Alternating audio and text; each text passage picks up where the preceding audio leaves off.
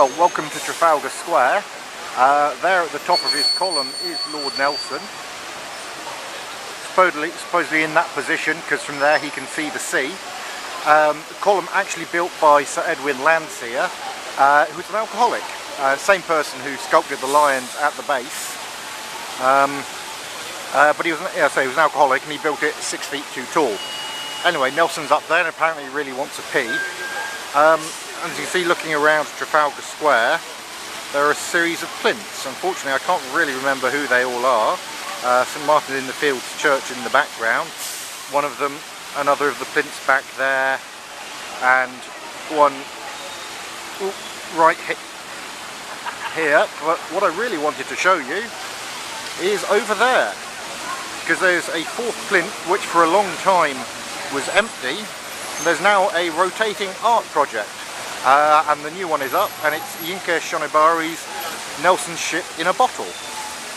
Okay, you can get a better view of it from here, I hope. It's a model of Nelson's ship, the Victory, in which he won the Battle of Trafalgar as the Admiral.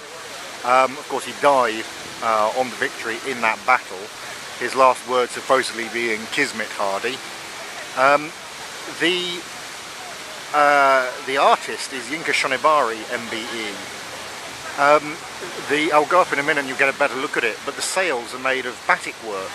And it works in a lot of ways, because you've got Nelson's ship in a bottle, and of course, in a sort of metaphorical sense, Nelson himself is permanently on view. Well, his statue is permanently on view. It's in a bottle, as it were, at the top there. But it also, bringing the boat there, I suppose, represents a great point in Britain's history as when the empire sort of was on which the sun never set. But also the modern results of that, the multiculturalism we have in London and the UK. There you get an idea of how large it is, and it is quite literally in a bottle, which was sealed afterwards, and they, it's sealed with the artist's initials, and it was actually built in the bottle. So that neck of the bottle is actually big enough for people to climb through to build the ship in a bottle.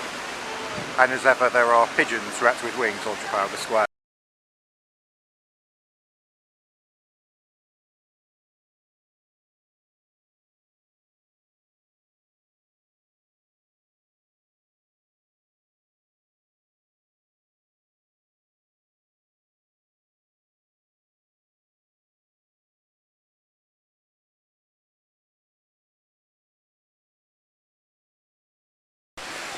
From here, up on the top of Trafalgar Square, you can actually see the boat rather than just the sails. It's actually a very detailed model of the Victory. The only change of it being, of course, the sails. They are actually made of sail cloth, but decorated by Shonibare.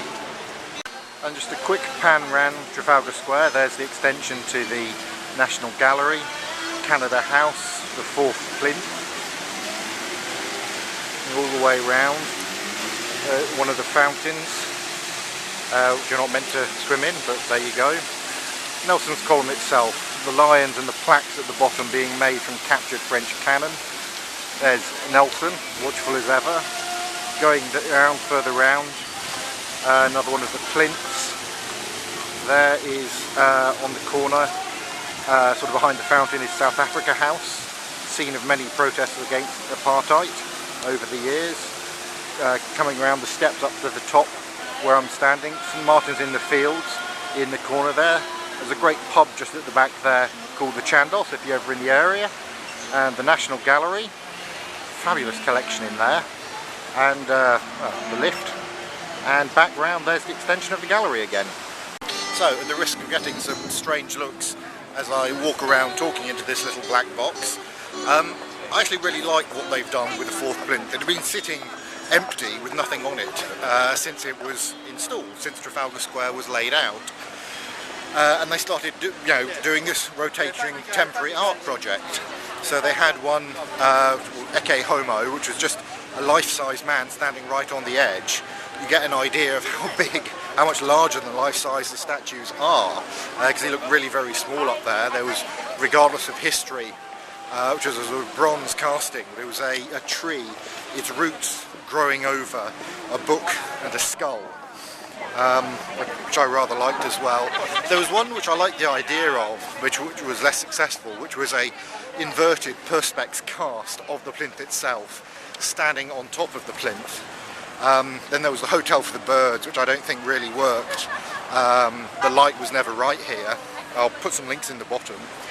Then there was one which I didn't think was going to work, but actually was really good, and I entered the lottery to be in it, which was Anthony Gormley's One Another, where they just let people stand for an hour at a time on the fourth plinth.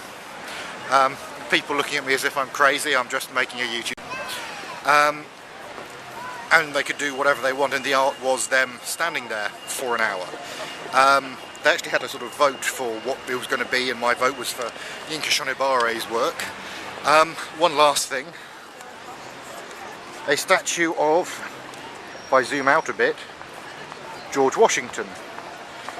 General George Washington. Now, Washington, when he decided to take up arms against the British, swore that he would never again step foot on English soil.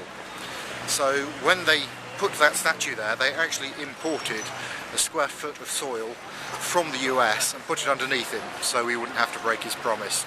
Anyway, that was Yinka Shonibare's Nelson Ship in a Bottle. I'm Landon Cole, and I'll see you next time.